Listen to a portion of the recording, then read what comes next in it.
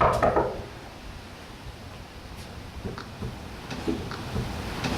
can I come in? Sure. Have you read the book A Thousand Splendid Suns? Yeah, I just got finished reading it. It's amazing. I love the way that the author wrote it. I know, and how he portrayed the women's rights, it really appalled me. Yeah, you should go find a women's rights activist and interview them so you can get more details on why he wrote it that way. Okay, and you should try to go finding the author and get an interview with him. I will. Let's go. Okay.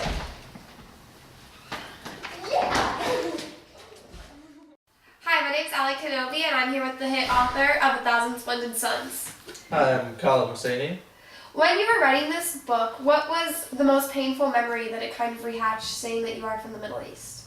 Well, I mainly wrote the book to show the violence against women in these Middle Eastern countries. So, mainly, I believe that one of the hardest parts for me to write personally was either the part where Rashid forced Miriam to eat the pebbles when she overcooked the rice.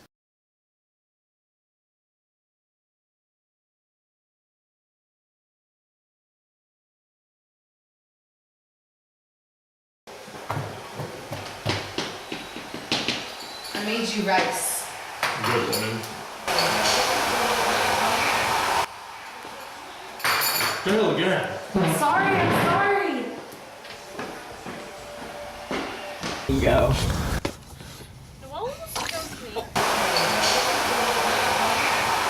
Another deep part, which I had a deep connection with, was the part where Miriam's Nana killed herself.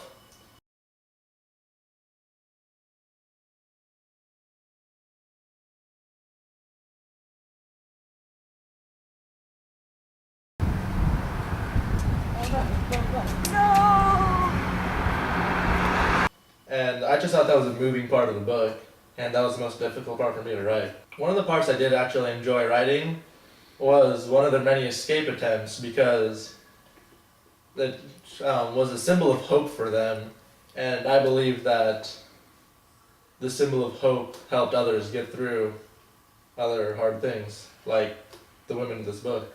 Is there anything that you would like the reader to learn from reading this book? I just really hope that by reading this book, the readers learn that there is a world outside the United States, and things are different.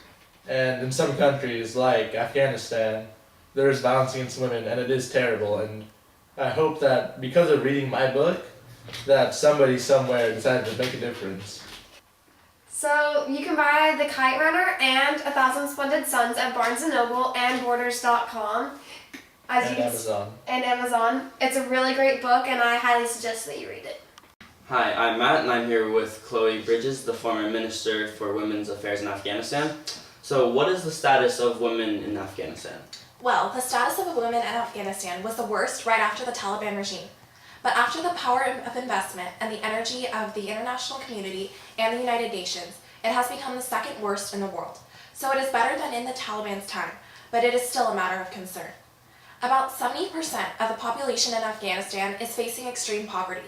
This extreme poverty in Afghanistan has a female face because of inadequate access to economic opportunities and economic resources for women. So what about the education for women? Afghanistan's population is approximately 30 million as in the nationwide census, and half of them are women and girls. About 89% of the vast majority of women in this country are illiterate.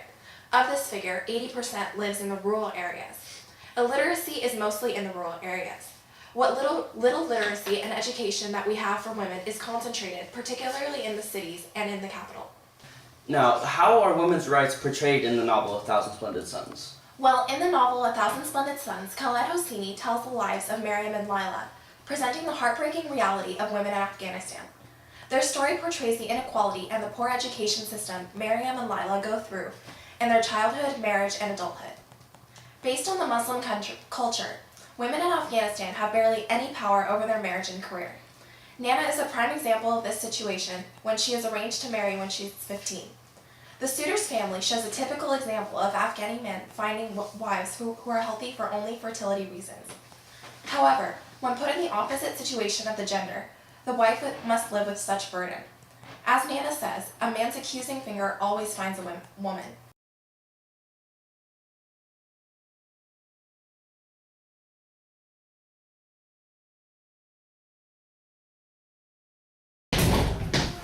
What are you telling Lila? Nothing. Why are you brainwashing her? I'm not. Stop it! Get away from me.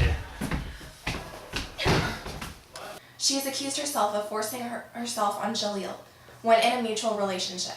Nana's life undergoes unfortunate incidents with Jalil, thus leading to her suicide. Okay. Well, thank you. Now, if you'd like to buy this novel, it's in many bookstores like Barnes & Noble. And I'd like to talk to you guys again. Thank you. Tell if somebody did something to my food. So we all took turns spitting in her food. And then gave it to her. That's Got that on camera. Oh. I mean, we never did that, Mrs. Terrio. No, we never spit in Brittany's food. That is just mean. Noelle did it. I didn't do it. Alicia, get the camera! I don't care! Why is Alicia filming it? None of us are in it. Yeah, you are. You woke up and see me. We need the card. I'm not getting the card. No, we don't. You can just be walking from the sidewalk. Yes, you do. Film it. Get up and pull the camera. See the. oh my god. So I'm kind of changing the world and creeping notion.